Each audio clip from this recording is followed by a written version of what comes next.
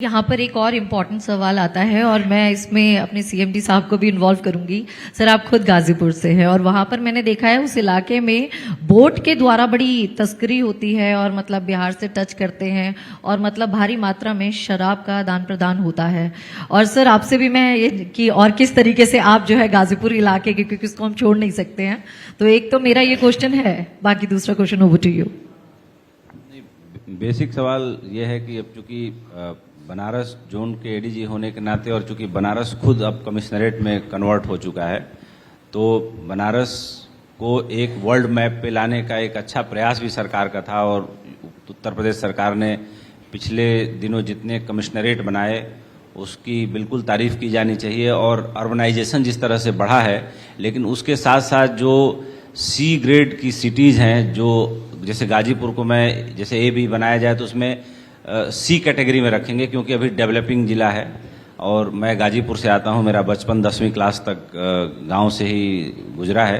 हम लोग साइकिल चला के पढ़ने जाते थे, तब की बात अलग थी। तब अलग अलग जो है माफिया गिरोह भी थे, अलग अलग दल भी थे, और तब रेल के और जो है कोल के ठेकों के लिए अलग अलग तरह के, यहाँ तक कि पीडब्ल्यूडी के ठेकों के लिए भी बोली लगती थी और बाहुबली उसको अपने तरीके से करते थे। लेकिन अब वो सारी चीज़ें लगभग समाप्त हो गई हैं। और मुख्यमंत्री योगी आदित्यनाथ जी के कार्यकाल में मुझे लगता है कि माफिया पूरी तरह से अब निकल चुका है। अब जो क्राइम है उनका रूप प्रारूप भी धीरे धीरे बदल रहा है। और जो नया निकल के आया है, जिस पे सीपी साहब ने काफ़ी प्रकाश डाला, वो है एक तरीके से साइबर फ्रॉड। तो इसी से जुड़ा मेरा सवाल है कि जो इन जिलों में, जो जोन में जैसे गाजीपुर पड़ता है, जौनपुर पड़ता है, मिर्जापुर पड़ता है, सोनभद्र पड़ता है, मुझे लगता है कि बलिया शायद अब आजमगढ़ में चला गया है, वो भी इसी जोन में है। इसी जोन में है। तो इन सब जिलों में आमतौर पर साइबर फ्रॉड की किस तरह की घटनाएं देखने को मिलती है? क्योंकि जो एक जिला है वहाँ पे झारखंड में, जहाँ पर सबसे ज़्यादा फिशिंग होती है और सबसे ज़्यादा इस तरह से लोग इसके शिकार होते हैं, उस पर एक सीरीज भी आई है जामताड़ा नाम से, उसको यहाँ बैठे सभी लोगों ने देखा होगा, नेटफ्लिक्स पे बड़ी कमाल की सीरीज है। और गांव के लोग बड़े भोले भाले होते हैं और उनको क्या होता है कि जो सीरियल अपने घरों में बैठ के देखते हैं, इन सीरियलों ने आम आदमी की उम्मीदों को बड़ा परवान चढ़ाया है। हर आदमी एक बहुत ही बेहतर जीवन स्तर चाहता है और बेहतर जीवन स्तर की तलाश उन्हें बेहतर से बेहतर लालच की तरफ ले जाती है। तो इस तरह की घटनाओं के लिए जिलों में या तहसीलों में, ब्लॉकों में जो थाने हैं, उस पर क्या कुछ किया गया है? कैसे उसको हैंडल डील करने की चीज़ें डेवलप की गई हैं? इस पर थोड़ा बताएं। देखिए, इसमें कोई दो राय नहीं है कि जो अपराधी हैं, जामताड़ा हो, मेवात का इलाका है राजस्थान में, अलवर के पास में, वहाँ कुछ ऐसे पॉकेट्स बन गए जहाँ से अपराधी बड़े पकड़े गए हैं, साइबर क्राइम जो करते थे।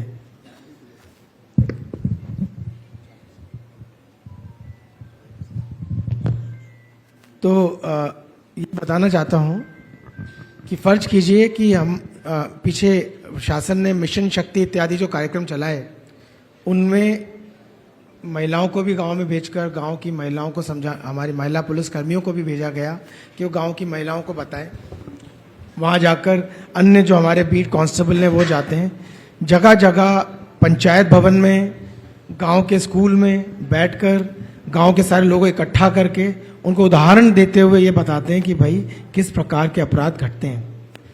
जहां पर बहुत ही सिंप्लीफाई करने की आवश्यकता होती है उन्हें समझाने के लिए, वहाँ उस सिंप्लीफिकेशन को भी किया जाता है। जैसे कि डिजिटल अरेस्ट की हम बात कर रहे थे, वहाँ जाकर हमारे पुलिसकर्मी जिन्हें पहले से प्रशिक्षित किया गया है, वे लोग जाते हैं, जाने के बाद बताते हैं कि भाई आपके घर में आप जब बैठे हो, आपने अचानक से आपके पास एक टेलीफोन आया और फ़ोन पे उस व्यक्ति ने आपको कहा कि आपके विरुद्ध बहुत बड़ी जांच चल रही है, आपने जो लोन लिया था उसमें एम्बेजलमेंट हुआ, उसमें काफ़ी सारा पैसा जो है आपने जो है गलत तरीके से उसको सरकारी पैसे को अपने खाते में ट्रांसफ़र कर लिया, जबकि आपने नहीं किया है। तो कहते हैं इसकी जांच तो बाद में होगी, मगर जब तक हम आपसे बात कर रहे हैं आप टेलीफोन पे बने रहेंगे। गांव वाले व्यक्ति को वो यहाँ तक कह देते हैं, महाराष्ट्र के गाँव में कई बार ऐसा हुआ, जो कहते हैं कि तुम जो भी कर रहे हो अभी अपने कमरे में बैठे हुए, वो हम लगातार देख रहे हैं, इसलिए टेलीफोन रखना मत। अब सबसे पहले जाओ, अंदर जाओ, उस कमरे जहां भी कहीं पासबुक पड़ी है अपने निकाल के लाओ, अकाउंट नंबर बोलो अपना। उसके बाद थोड़ी देर बाद उससे पूछेंगे ओटीपी क्या है। लगातार वो व्यक्ति इतना घबरा जाता है, इतना कंफ्यूजन में आ जाता है, उसे लगता है वास्तव में लोग मुझे देख रहे हैं और अभी मुझे कुछ नहीं करना है, बंद रहना, यहां से बाहर नहीं जाना, और मैं मॉनिटर किया जा रहा हूं लगातार। तो गांव का व्यक्ति हो, उसको भी आजकल ये बातें समझ में आने लगी हैं कि जब आप कोई सामान बेचते हैं OLX पर, तो जो व्यक्ति पैसा जिसने देना है वो कोड स्कैन करता है, जिसने लेना है वो नहीं स्कैन करता। पीछे कई सारे ऐसे फ्रॉड हुए जब समझिए किसी व्यक्ति ने ऑनलाइन कोई सामान बेचना है, उसने बेचना है, तो किसी अन्य ने कहा, अपराधी ने कहा जितना ये पैसा चाहा, तो उससे कहीं ज्यादा बताया। तुम्हें आपने अपेक्षा की थी 16,000 रुपए में आपका घर का सोफा बिकेगा, उसने कहा मैं तुम्हें 35,000 रुपए दूंगा, तो ये तुरंत राजी हो जाता है। तो जैसे ही राजी हो जाता है तो उसके राजी होने वाले उस मोमेंट का फायदा उठाकर, क्योंकि वो प्रसन्न है, उसके ज्यादा पैसा उसे मिल रहा है, तो सामने से कोड आता है कि अच्छा हम 30,000 देंगे, आपको एक QR कोड भेज रहे हैं, इसे स्कैन कर दो। वो तुरंत से स्कैन कर देता है। स्कैन करने पर पैसा जो कि उसके पास जाना, उसके पास आना था, वो आने के बजाय उसके खाते से चला जाता है। तब वो दूसरा सवाल करता है, वो कहता है कि लगता है गलती हो गई है, ऐसा करो दोबारा मैं भेज रहा हूं, दोबारा करो। वो कहता है मेरे तो खाते से पैसा चला गया, या जब तक समझ पाता है तब तक वो दोबारा भी 15,000 का टेस्टिंग के नाम पर अपने खाते से पैसा भेज देता है। तो छोटी छोटी बातें उस तरह से बतानी पड़ती है, जैसे छोटे बच्चे को जो कंप्यूटर सीखना चाहता है, उसे अगर बताएं कि MS वर्ड कैसे सीखना है, तो पहले बताना पड़ता है बेटा वो जो स्विच बोर्ड दिखाई दे रहा है दीवार पर, जाके उस खटके को ऑन कर दो। उसके बाद ये जो काला सा बटन दिखा रहा है, इसे उंगली से दबाओ, अब तुम्हारा कंप्यूटर चालू हो गया।